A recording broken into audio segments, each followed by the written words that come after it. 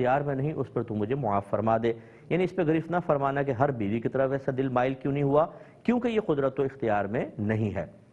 اب جو آپ نے کویسچن کیا اس میں بھی ایسا ہی ہوتا ہے، ہم کسی کا کارنامہ سنتے ہیں، کسی کی بات، چاہے وہ کافر ہو، گناہ گار ہو، پاپی ہو، وقتی طور پہ ایک دل میں محبت سی بیدار ہو جاتی ہے۔ یہ اس میلان پر تو کوئی گرفت نہیں ہے، لیکن میلان کا یعنی خطرناک کب ہوگا یا گرفت کب ہوگی؟ جب آپ اس میں اب ان چیزوں کو ایڈ کرنا شروع کر دیں جو آپ کے قدرت و اختیار میں ہیں۔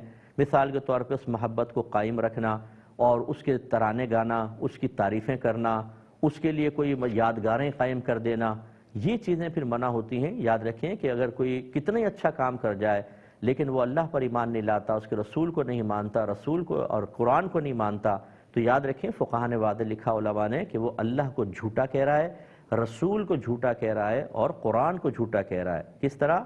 اللہ نے اپنے حبیب کے بارے میں فرمایا میرے نبی ہیں اس پہ ایمان لاؤ، قرآن میری کتاب ہے اس پہ ایمان لاؤ، لیکن وہ کہتا ہے کہ میں نہ رسول کو مانوں گا نہ اس کو، وہ اللہ کو جھٹلا رہا ہے۔ نبی کریم نے فرمایا میں اللہ کا نبی ہوں، یہ اللہ کی کتاب ہے، وہ نہیں مانتا، وہ نبی کو جھٹلانے والا ہوا۔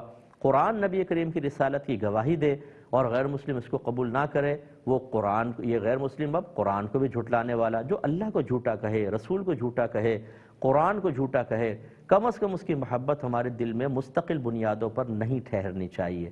جیسے اگر کوئی بھری محفل میں آپ کی والدہ کو گالی دے دے، آپ کے والد پہ گندا الزام لگا دے، تو کیا آپ اس کے اچھے اوصاف کی بنا پر اپنے دل میں اس کی محبت کو قائم رکھنا پسند کریں گے؟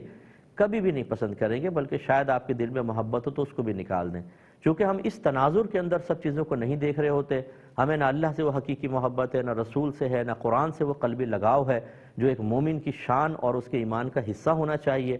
لہٰذا پھر ایسے ہی ہوتا ہے کہ اگر کوئی برا بھلا کہہ بھی رہا ہو، ہماری توجہ اس پر نہیں ہوتی، دیگر چیزوں پہ ہو جاتی ہے۔ تو یہ جو غیر مسلمین کی طرف محبت اور میلان ہے، یہ آخرت میں خطرناک ثابت ہو سکتا ہے، کیونکہ ایک صحابی نبی کریم صلی اللہ علیہ وسلم کی خدمت میں حاضر ہوئے، عرض کی قیامت کب قائم ہوگی؟ سرکار نے فرمایا آپ نے قیامت کی کیا تیاری کی ہے؟ عرض کی کہ زیادہ تیاری تو نہیں ہے، لیکن میں اللہ اس کے رسول سے محبت کرتا ہوں۔ تو سرکار نے ارشاد فرمایا کہ المرء مع من احب، ہر شخص اس کے ساتھ ہوگا جس نے اس سے محبت کی ہوگی۔ اس کا مطلب یہ ہے کہ یہ قلبی میلان آخرت میں آپ کے لیے نافع بھی ہو سکتا ہے اور خطرناک بھی ہو سکتا ہے۔ اگر آپ کے دل میں چرسیوں، موالیوں، زانیوں، شرابیوں اور اس طرح اللہ اس کے رسول کو جھوٹا کہنے والوں کی محبتیں ہوں، تو ہو سکتا ہے میدان محشر وہ یہ محبت آپ کے لیے رسوائی کا سبب بن جائے۔ احترام دل میں تھوڑا پیدا ہو جانا، عارضی محبت وقتی طور پہ پیدا ہو جانا، میں نے پہلے بتایا یہ اس میں کوئی مسئلہ نہیں ہے، لیکن وہی اس کو دوام بخشنا یہ آپ کے لیے خطرناک ہو سکتا ہے۔